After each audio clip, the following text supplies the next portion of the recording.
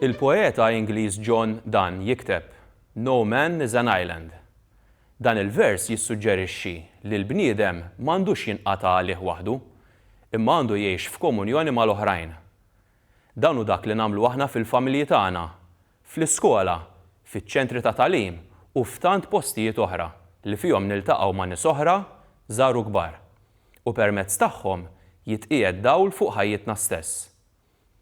Fl-antoloġija Nirien tal-1938, Carmenu Vassallo jikteb poeżija bl-isem Ħbiebi.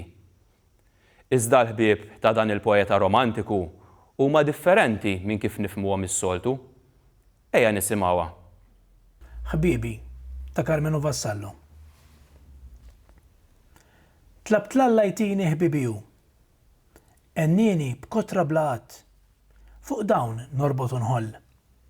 Jina ngħix kollni fruħ kull wieħed minnhom u huma f'daqqa jgħixu fruħ il-koll.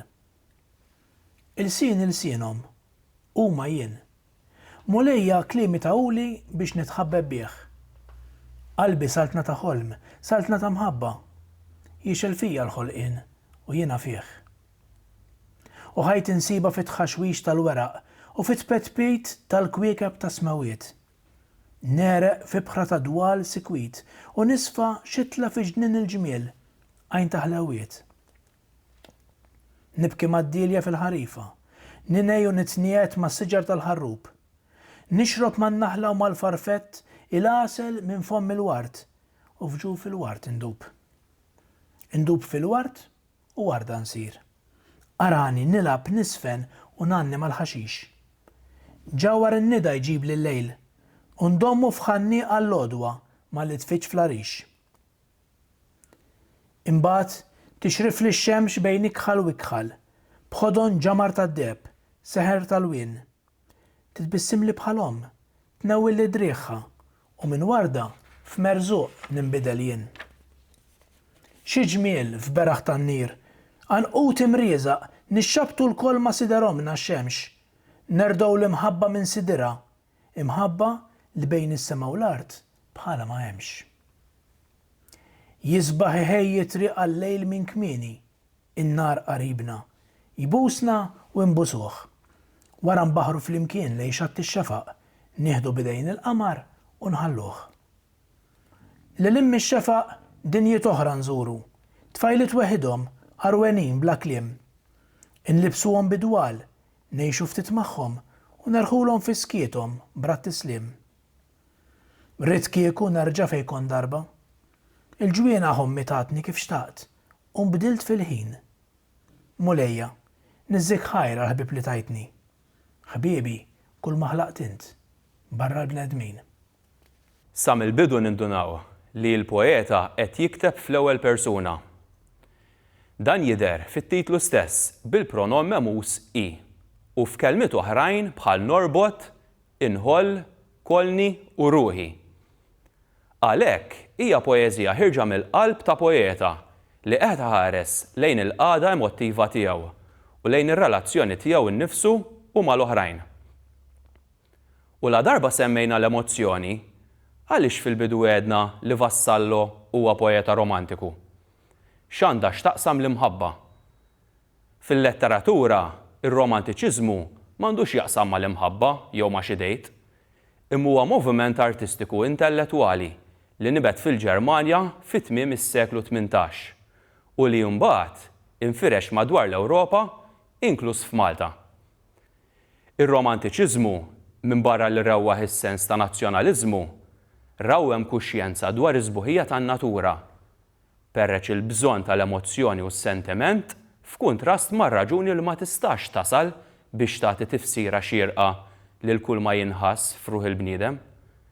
Ikkritika ħafna l-progress ta' żmienu, speċjalment dak matul ir-rivoluzzjoni industrijali, pinġa lil mara bħala ħlejqa ideali, ħares lejn it-tfulija bħala żmien innoċenti u sabiħ, iċċelebra lill-individwu maqtuħ mill-massa u ħares lejn l-ispiritwalità bħala bżonn għall-bniedem li qiegħed ifittex kull ma huwa sabiħ u veru.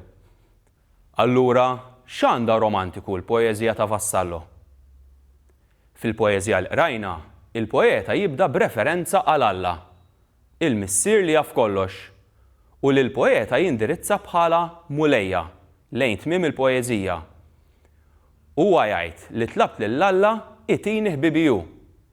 Imma mal-qari nibdew nintebħu li l-ħbieb li vassallu qiegħed jikteb dwarhom mhumiex id-nies tad-demm u l-laħam, imma huma l-ħlejjaq naturali li magħhom jaqsam l-iżjed sentimenti profondi tar-ruħ tiegħu. Nibki mad-dilja fil-ħarifa, ninaj u nitniet mas-siġar tal-ħarrub, nixrob man-naħla u mal-farfett il-għasel minn fomm il-wart u fġu fil-wart indub. F'dan is-sens, il-poeta tan-nirien qiegħed jiċċelebra lilu nnifsu waħdu, maqtuħ mill-bqija, imma aċċettat mill-ambjent li qatt ma abbandonah. Il-paradoss tal-aħħar, ħbiebi kull ma ħlaqt int barra l-bnedmin, huwa dikjarazzjoni qawwija ta' escapismu. Il-poeta jippreferi jaħrab u jinqata' f'iżolament soċjali tipiku tal-kittiba romantiċi. Hemm diversi waqtiet fejn il-poeta jsemmi lil-mara.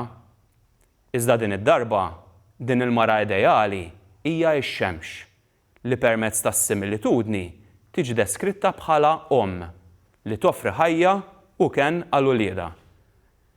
It-tħaddim tal-personifikazzjoni f'din il-poeżija huwa tant qawwi li xi drabi il-qarej donnu jitfixkel qiegħed jaqra dwar persuni vera jew dwar il-ħejjaq naturali.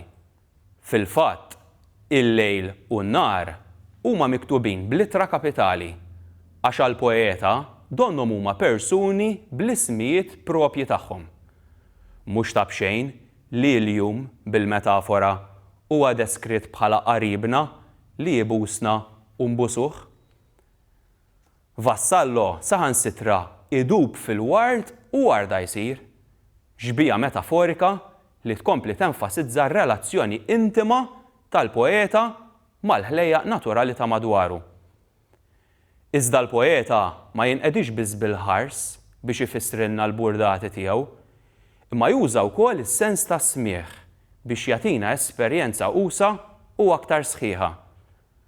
L-onomatopeja tħaxwix flimkien mal-użu frekwenti tal-allitterazzjoni bħal nilab, nisfen u nanni, ġnien il-ġmiel u xatt ix-xefaq huma xi eżempji li jikkonfermaw l-iskop veru tal-poeta romantiku, dak li jlibbes il-versi tiegħu b'tifsira sublimi lilin minn dak li hu ordinarju.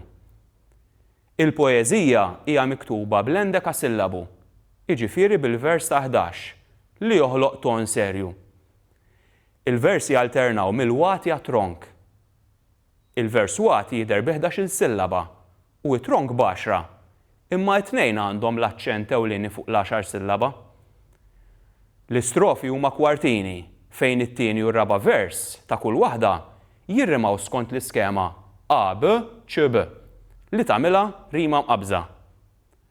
Fost it-temi li din il-poeżija romantika tmissem in-natura, ir-relazzjonijiet, ir-reliġjon, l-esperjenzi tal-ħajja u s-solitudni.